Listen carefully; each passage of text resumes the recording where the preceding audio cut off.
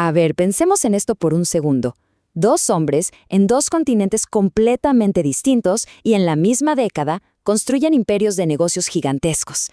Y luego, casi al mismo tiempo, los dos se vienen abajo de una forma espectacular y por las mismas razones. Esto no es ficción, ¿eh?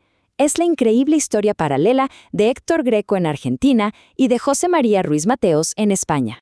Por un lado tenemos a Héctor Greco, el titán del vino argentino. Por el otro, a José María Ruiz Mateos, el empresario que parecía estar en todas partes en España. Ambos aparecen en la escena económica de los años 70, mundos aparte, pero es que estaban unidos por una estrategia idéntica que primero los llevó a la cima y después directo al abismo. La gran pregunta es, ¿cómo es posible que siguieran el mismo manual casi paso por paso sin siquiera haberse conocido? Vamos a desglosar este caso. Bueno, analicemos su plan, porque la similitud es, sinceramente, asombrosa. Ambos entendieron algo clave. Para crecer de forma desmedida, no necesitaban su propio dinero. Lo que necesitaban era el dinero de los demás. Y vaya que sí crecieron. En su mejor momento, no eran simples empresarios, para nada.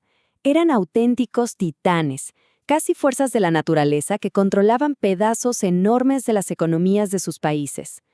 Pensemos en el alcance de su poder, desde los bancos donde la gente guardaba sus ahorros, hasta las bodegas que producían el vino para la cena, pasando por tiendas de lujo. Su poder era inmenso, y por eso mismo, su caída fue todavía más estrepitosa. Su táctica se puede resumir en 2 palabras: crecimiento agresivo. Compraban empresas a un ritmo vertiginoso, a una velocidad que parecía desafiar cualquier lógica económica. Pero claro, había un truco detrás de todo esto. Miremos este número, 60%. En su punto más alto, Héctor Greco llegó a controlar el 60% de todo el mercado del vino en Argentina. No era un jugador importante, era prácticamente el dueño del tablero de juego. El método de Greco era brillante por lo simple que era. Compraba marcas icónicas, empresas con más de 100 años de historia como Arizu o El Globo, que vemos aquí. Estas marcas le daban una fachada de solidez, de prestigio. Por fuera parecía un conglomerado de primer nivel, pero por dentro, como vamos a ver, la estructura financiera estaba completamente hueca.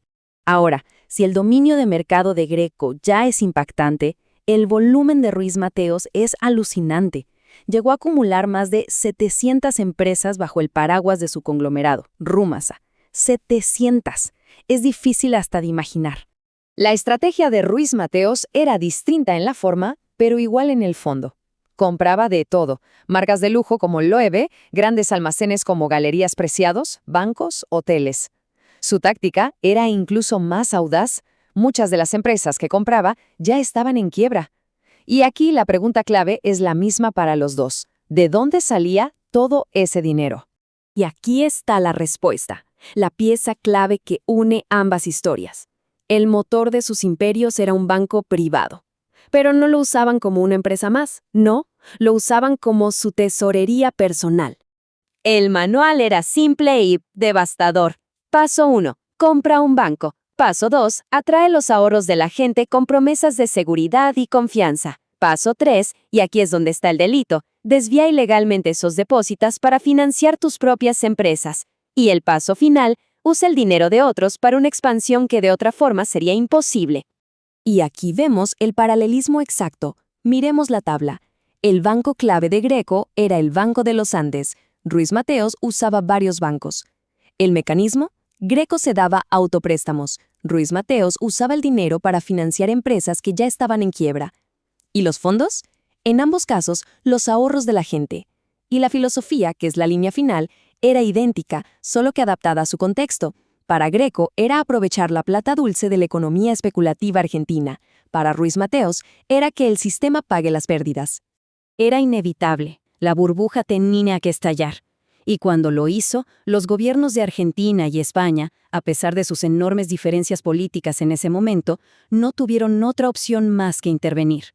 En Argentina, la dictadura militar acusó a Greco de subversión económica.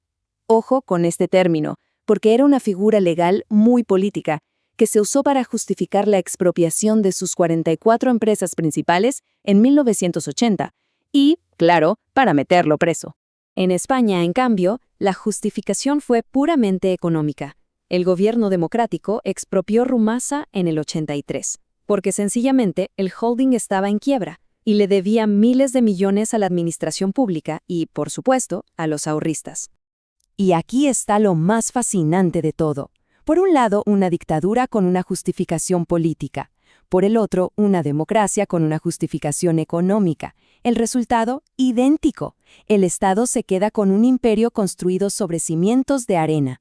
Esto demuestra que el verdadero problema era la estructura económica insostenible, más allá del sistema político que estuviera en el poder. Para el imperio de Greco, el final fue un desastre total. Los interventores que nombró el Estado resultaron ser corruptos e ineptos. Las empresas fueron saqueadas de forma sistemática. Se robaron máquinas, vino, hasta los techos de las bodegas. Fue una devastación para bodegas históricas. En España, el proceso fue distinto. El Estado gestionó la reprivatización de las empresas que sí eran viables, buscando salvar empleos y recuperar algo de valor. Fue un enfoque más ordenado, aunque tampoco estuvo libre de controversias. Bueno, cayeron los imperios, pero ¿qué pasó con los hombres detrás del telón? Sus destinos finales fueron tan diferentes como sus personalidades.